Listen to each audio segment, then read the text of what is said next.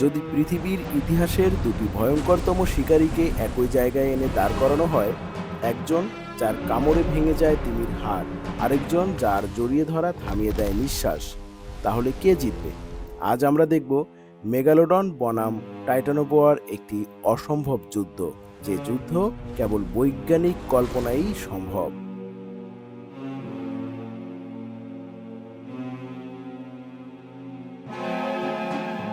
Megalodon, যাকে সমুদ্রের হারানো রাজা বলা হয়, একটি দাঁতই প্রমাণ করে দেয় এই পৃথিবীতে একসময় এমন এক দানব ছিল যার সামনে তিনিও ছিল ক্ষুদ্র শিকার, একটি শিকারী যার নাম শুনলে আজও কাঁপে বিজ্ঞান।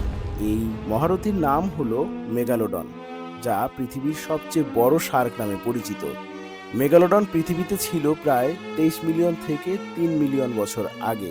এটি ছিল ইতিহাসের সবচেয়ে বড় শিকারী হাঙর, যার দৈর্ঘ্য ছিল 18 থেকে 20 মিটার এবং ওজনে ছিল প্রায় 50 থেকে 60 টন।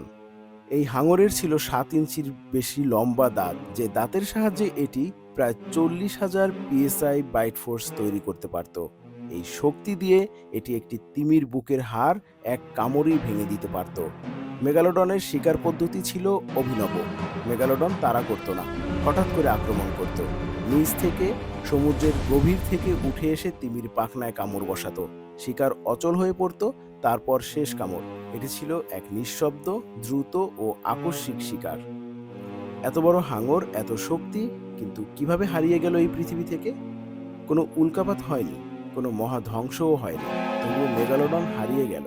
বিজ্ঞানীরা বলেন, সমুদ্র ঠান্ডা হয়ে যায়, তিমির সংখ্যা কমতে থাকে, ছোট ও দ্রুত শিকারীরা টিকে যায়। মেগালোডনের খাদ্য সংকট দেখা দেয়, আর এই পরিবর্তনের সাথে মেগালোডন মানিয়ে নিতে পারেনি, আর যার ফলে পৃথিবীর এক অনন্য রাজার পতন ঘটে। কিন্তু মনে রাখা ভালো যে আমরা সমুদ্রের মাত্র 5% অনুসন্ধান করতে পেরেছি। মাঝে মাঝে যে অজানা ছায়া, বড় কামড়ের চিহ্ন দেখা যায়, এগুলো কি আসলে ভুল নাকি সতর্কবার্তা? অনেকে মনে করেন মেগালোডন এখনও টিকে আছে আমাদের চোখের আড়ালে, সমুদ্রের অনেক গভীরে।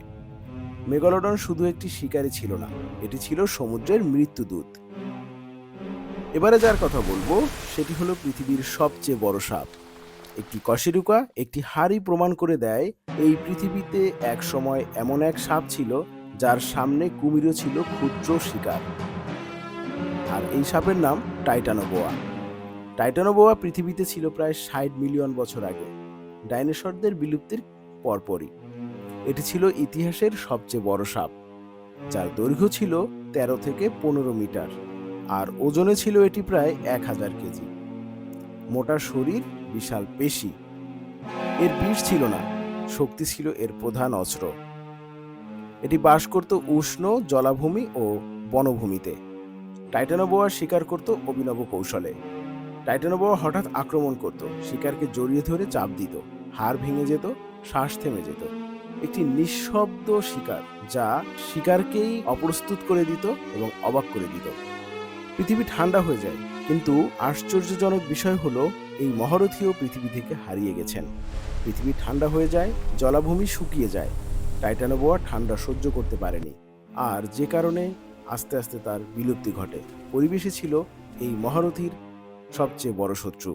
পৃথিবী আবারও গরম হচ্ছে, তাহলে কি আবারও এমন দানব ফিরে আসতে পারে পৃথিবীতে? টাইটানোবোয়া ছিল এমন এক শিকারী যার হাত থেকে পালানোর কোনো শব্দ থাকতো না। এবারে আমরা এই দুই মহারথীর একটু কম্প্যারিজন করতে পারি। যেমন মেগালোডন আকারে ছিল বিশাল, টাইটানোবোয়া অবিশ্বাস্য শক্তিশালী ছিল।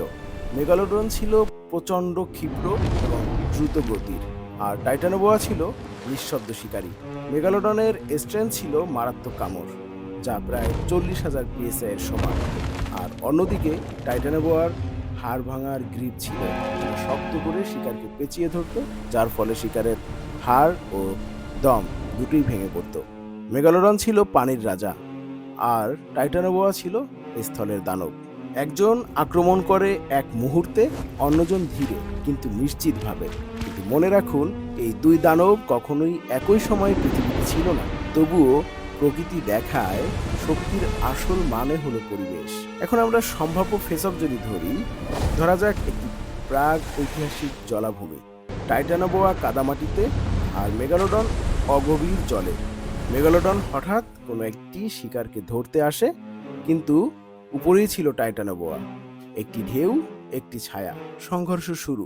যদি পানিতে মেগালোডন জিতবে, যদি স্থলে, তো টাইটানোবোয়া আধিপত্য করবে।